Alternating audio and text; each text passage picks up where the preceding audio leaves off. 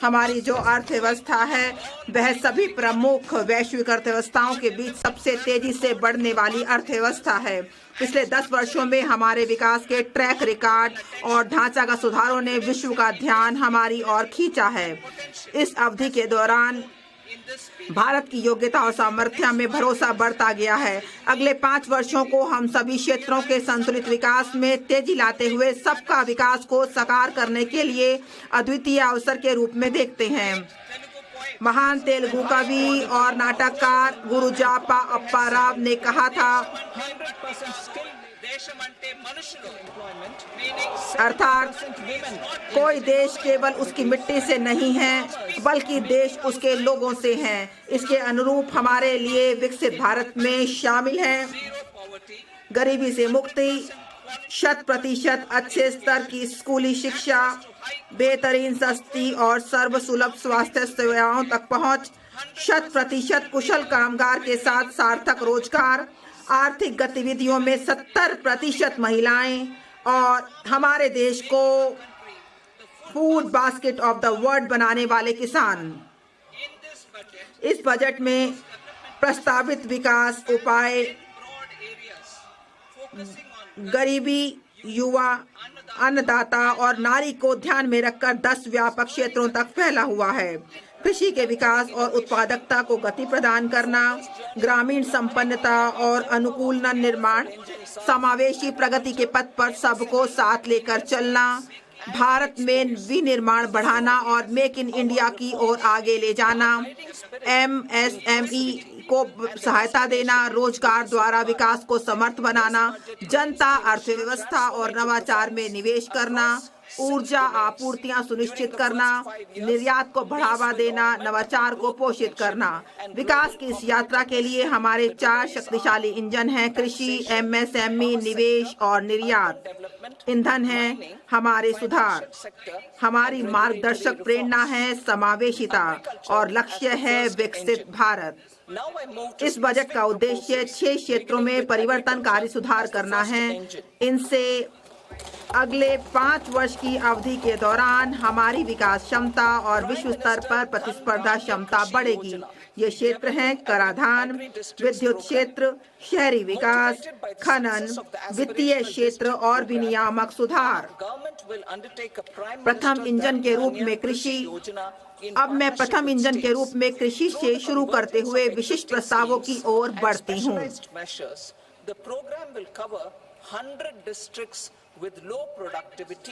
प्रधानमंत्री धन धान्य कृषि योजना, विकासशील कृषि जिला कार्यक्रम। आकांक्षी जिला कार्यक्रम की सफलता से प्रेरणा लेकर हमारी सरकार राज्यों की भागीदारी से प्रधानमंत्री धन धान्य कृषि योजना का शुभारंभ करेगी। इस कार्यक्रम में मौजूदा योजनाओं और विशिष्ट उपायों के अभिसरण के माध्यम से कम उत्पादकता, कम फसलों की बुआई और औसत में से कम ऋण मानदंडों वाले 100 जिलों को शामिल किया जाएगा। इसका उद्देश्य संवर्धित कृषि उत्पादकता, 2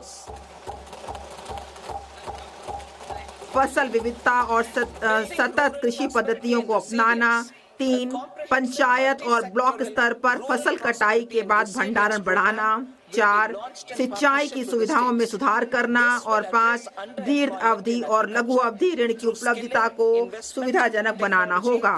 इस कार्यक्रम से 1.7 करोड़ किसानों को मदद मिलने की संभावना है। ग्रामीण संपन्नता और अनुकूलन निर्माण। एक व्यापक बहुक्षेत्रीय ग्रामीण संपन्नता और अनुकूलन निर्माण कार्यक्रम राज्यों की भागीदारी से प्रारंभ किया जाएगा।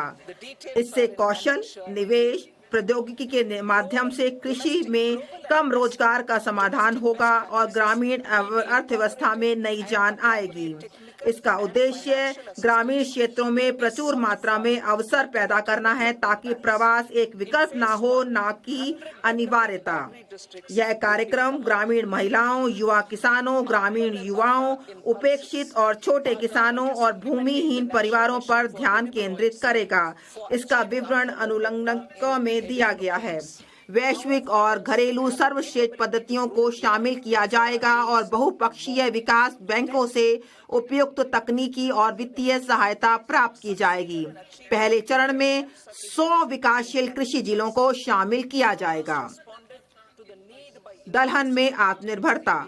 हमारी सरकार खाद्य तेलों में आत्मनिर्भरता प्राप्त करने के लिए राष्ट्रीय खाद्य तिलहन मिशन को कार्यान्वित कर रही है।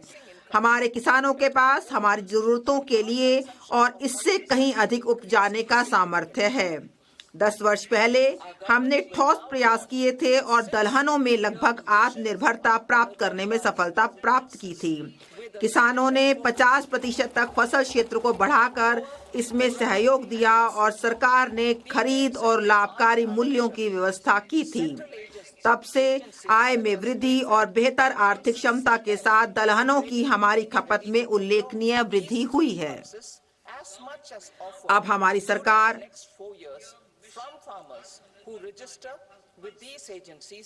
तूर, उड़द और मसूर पर विशेष ध्यान के साथ 6 वर्षीय दलहनों में आत्मनिर्भरता मिशन प्रारंभ करेगी। इसका विस्तृत विवरण अनुलग्न ख में दिया गया है।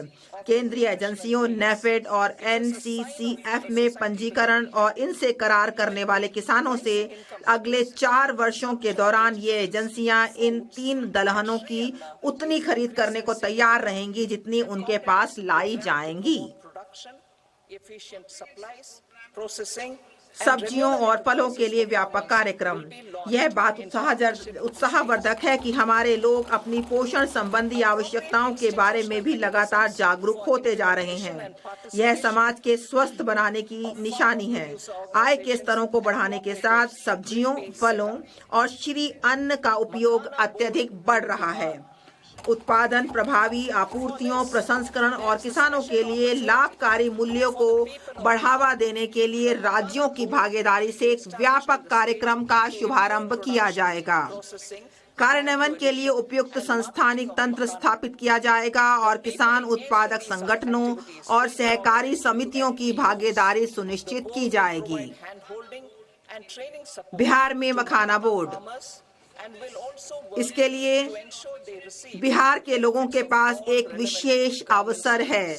मखानों का उत्पादन, प्रसंस्करण, मूल्य संवर्धन और विपणन में सुधार लाने के लिए बिहार में मखाना बोर्ड स्थापित किया जाएगा।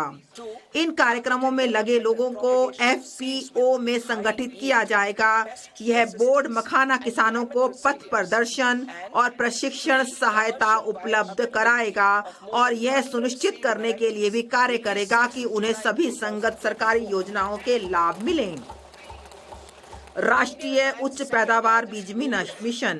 राष्ट्रीय उच्च पैदावार बीज मिशन का कार्यान्वयन किया जाएगा, जिसका उद्देश्य 1 अनुसंधान परिवेश को बढ़ावा देना, 2 उच्च पैदावार, कीट प्रतिरोधी और जलवायु अनुकूलन के गुणों से संपन्न बीजों को लक्षित विकास और प्रचार करना, 3 जुलाई 2024 से जारी किए गए बीजों की 100 से अधिक किस्मों को वाणिज्यिक स्तर पर उपलब्ध कराना होगा।